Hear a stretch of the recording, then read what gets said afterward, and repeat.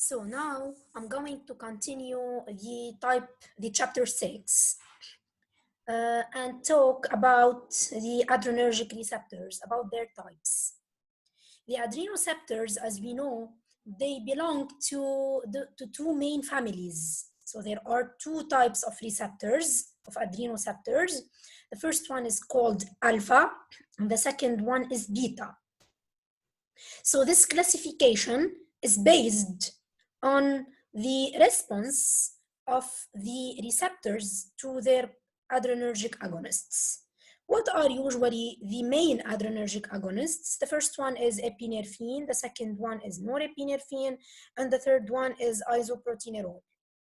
So the classification into alpha and beta is based on the affinity of alpha and beta and their response to one of those three agonists. So any alteration in the primary structure of the receptors then disrupt maybe the active site of the receptor and therefore influence the affinity of the agents to bind the alpha or beta receptor. The first receptor is the alpha adrenergic receptor or the alpha adrenoceptor. This receptor shows a weak interaction or a weak response to the isoproterenol. If you look at this scheme, then you will be seeing the classification of or the affinity of the alpha receptor on the isoproterenol or to the isoproterenol, to the norepinephrine, and to epinephrine. The low affinity is for the isoproterenol and the highest affinity is for the epinephrine.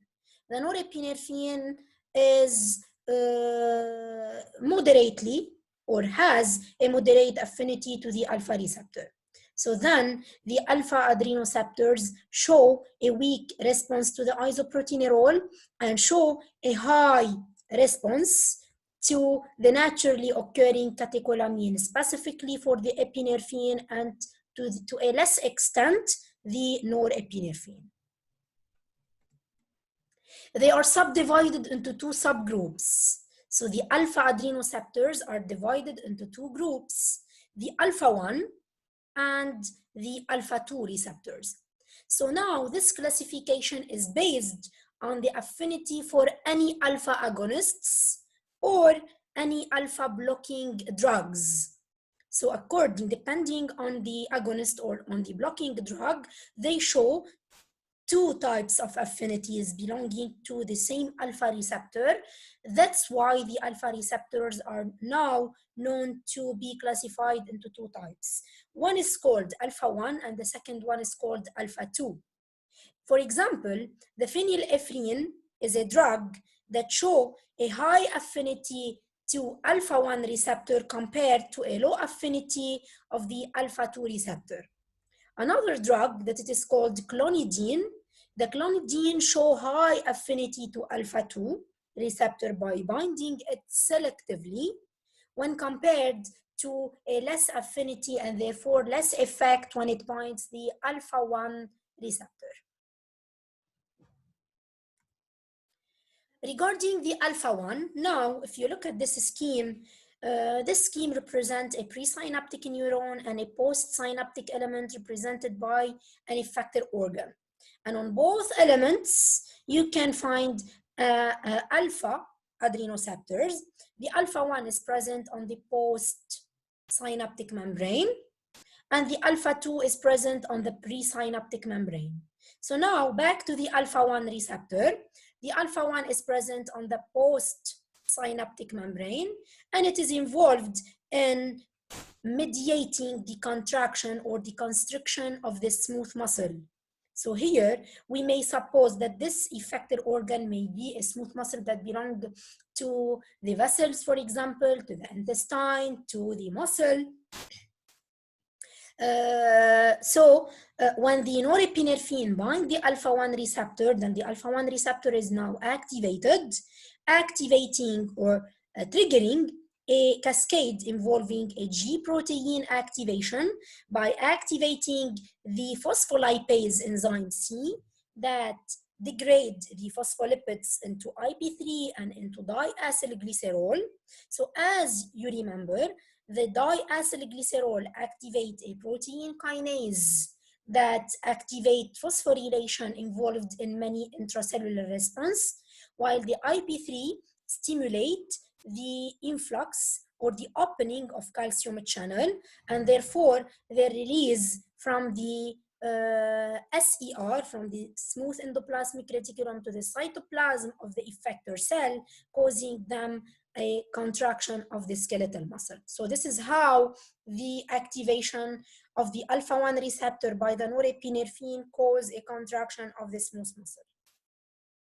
Now regarding the alpha-2, so as we saw in the past figure, the alpha-2 receptor is located on the presynaptic membrane. So it's primarily located on the sympathetic presynaptic nerve ending, and it controls the release of norepinephrine. What do I mean by this? When the norepinephrine binds to the alpha-2, then it will exert a negative feedback, causing the control of the release or of the vesicle containing the neurotransmitters to be released or not. So such control is due to the binding of the norepinephrine to the alpha-2 receptor. So when a sympathetic adrenergic nerve is then stimulated, then portion of this norepinephrine present in the synaptic cleft circles back. And what I mean by circle back, I mean that it reacts with a receptor present on the presynaptic membrane, which is the alpha-2 receptor. So the binding of the norepinephrine to the alpha-2 receptor leading to its stimulation. So its stimulation leads also to a negative feedback or causing a feedback inhibition that's causing the inhibition of the release of norepinephrine from the stimulated adrenergic neuron. So the norepinephrine will be no more released again into the synaptic cleft. So this inhibitory action serves as a local mechanism for modulating then the concentration of the norepinephrine deposited outside the neuron, specifically when there is a high sympathetic activity. So to summarize, when the sympathetic neuron is highly activated, then it will release a high concentration of norepinephrine into the synaptic cleft. So this high concentration into the synaptic cleft should exert a negative feedback that allow the presynaptic neuron to stop this release because of the high concentration of norepinephrine in the cleft. So this inhibition happens due to the binding of the norepinephrine to the alpha-2 receptor. So it is also found on the presynaptic parasympathetic neuron. So it is not only found in the sympathetic presynaptic neuron, but also in the parasympathetic presynaptic neuron. So what happens there? The norepinephrine released from this presynaptic sympathetic neuron diffuse or parasympathetic neuron, you have to correct it, para, so this is para, not parasympathetic neuron, diffuse out or diffuse to and interact with these receptors. So we do have this neuron, so which is a parasympathetic neuron. When the norepinephrine diffuses there, then it will act on the receptors present here. But this time, those receptors present here cause the inhibition of the release of acetylcholine. Now, in contrast to the alpha-1 receptor, the ability of the norepinephrine to bind the alpha-2 receptor is mediated by the inhibition of the adenylyl cyclase that cause a fall in the concentration of the cyclic AMP, and therefore a fall in the concentration and in the activity of protein kinases responsible of many intracellular response, causing then the relaxation of the smooth muscle. Now regarding the beta receptors. So the beta receptors have also a response to the isoproteinerol, to the epinephrine, and to this norepinephrine, but the affinity to those neurotransmitter is different when compared to the alpha adrenoreceptors. So as you can see, now the beta adrenoreceptors show high affinity to the norepinephrine, low affinity, to the norepinephrine, and high affinity to the isoproteinerol, while the affinity for the epinephrine is in between both. So the beta adrenoreceptors have a strong response to the isoproteinerol, and they are less sensitive to the epinephrine and norepinephrine. So as the alpha adrenoreceptors are subdivided into two groups, or into two subgroups, the beta adrenoreceptors are subdivided into three major subgroups. And this classification is also based on criteria, that is the affinity of those receptors for adrenergic agonists and antagonists. Beta 1, for example, have approximately equal affinity for epinephrine and norepinephrine. And I do mean by this, when the epinephrine and norepinephrine are present, then they have the same probability to join beta 1 receptors. However, the beta 2 receptors show high affinity for epinephrine compared to a low affinity for norepinephrine. Regarding the beta receptor, it's a bit different, and it is involved in the lipolysis and breaking down lipids, and shows effect on the detrusor muscle. Remember that the detrusor muscle is the muscle that surrounds the urinary bladder. So binding of a neurotransmitter at any of these three types of beta receptors result, in all cases, to activate this time the adenyl cyclase. Remember, this is the opposite mechanism of the one that show an inhibition of the adenyl cyclase by the stimulation of alpha-2 receptor by the norepinephrine. So this time, the binding of any of all neurotransmitters to the beta receptors, beta 1 or beta 2, result in activating this adenyl cyclase, causing then an increase in the concentration of the cyclic AMP within the cell, leading then to overactivate the activity of the protein kinase, leading them to a better or to a good intracellular response. So now regarding the distribution of those receptors, adrenergically innervated organs and tissues usually have a predominant type of receptors. So for example, if you take the vasculature of the skeletal muscle, and I do mean, you know that the muscles are among the organs that are highly vascularized. So their vessels, or the vessels stimulating or vascularizing the skeletal muscle, have both receptors, alpha 1 and beta 2, but the beta 2 receptor in those places predominate. However, the heart contains predominantly beta 1 receptor. So that's why we know that, for example, depending on the function of the heart and the vessels, their function is relative to the type of receptor that predominate.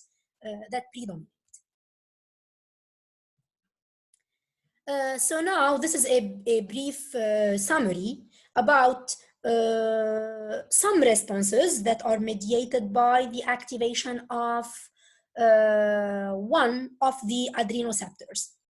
If you take, for example, if the alpha-1 receptors is overactivated, then it may lead to vasoconstriction. So the vasoconstriction means that the blood pressure inside the vessel will increase, causing then an increase in the peripheral resistance, of course. So when we do have an increase in the constriction around the vessel, then the peripheral resistance also increases, causing then an increase in the blood pressure.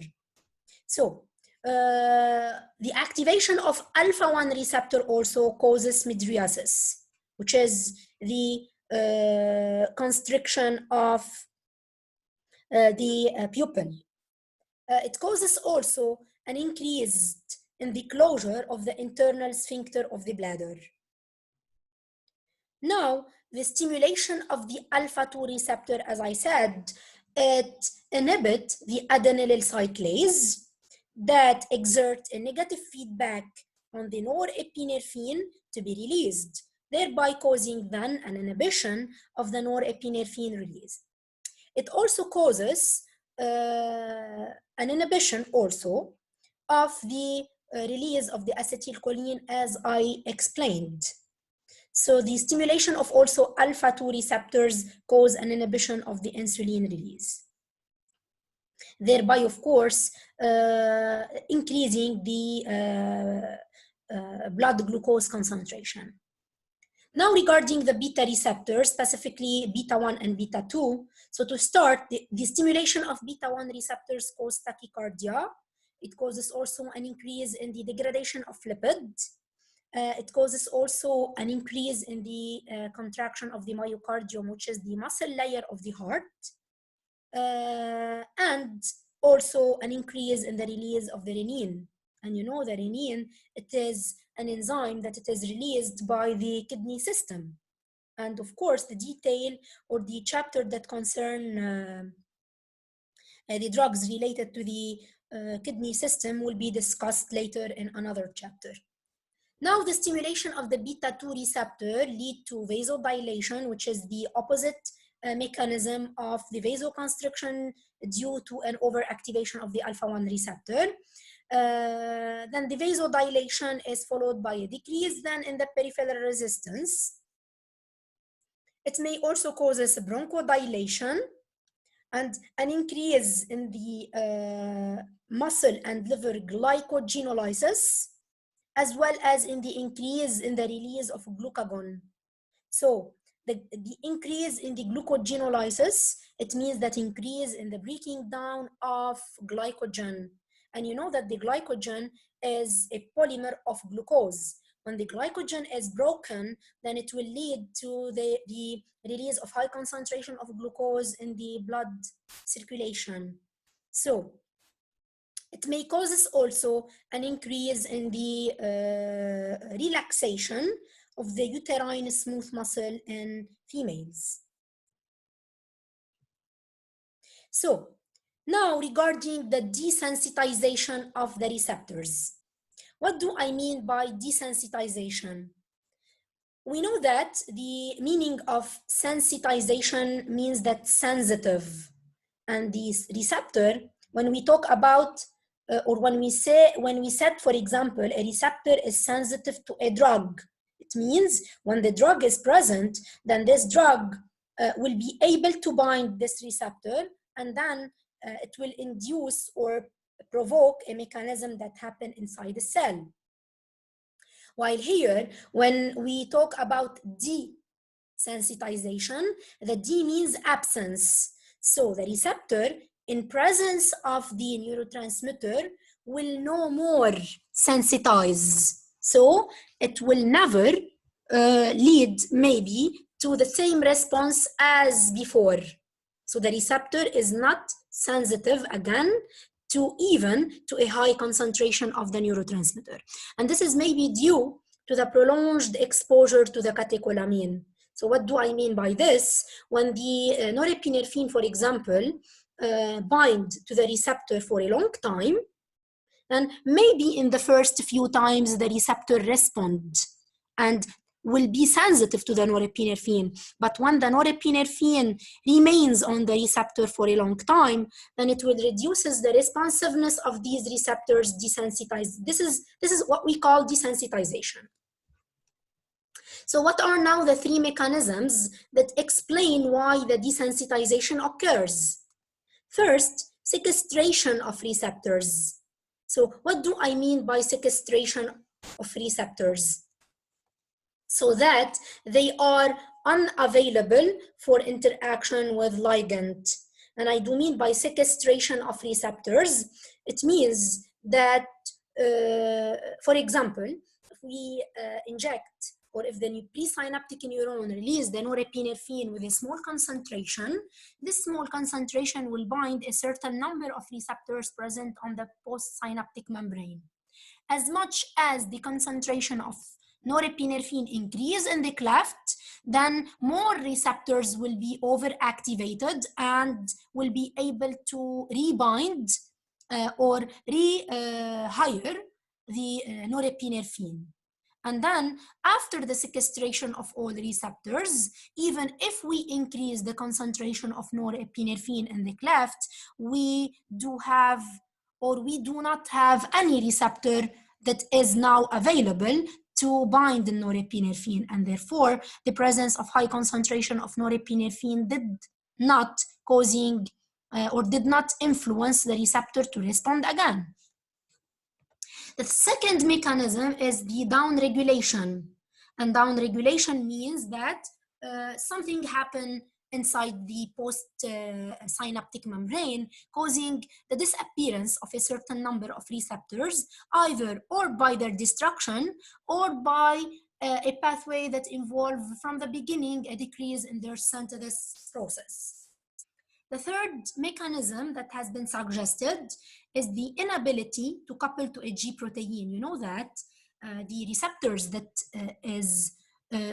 or that function in the presence of norepinephrine is a receptor that trigger a G protein activation. So it is a G protein coupled receptor.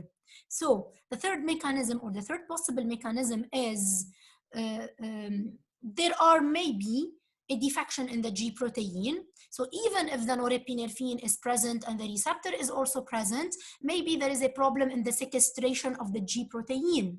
So because maybe the receptor has been phosphorylated on its cytoplasmic side, prohibiting or inhibiting the G protein to come and join the receptor, and therefore we will not see any activation of the enzymes, and therefore no intracellular response will occur.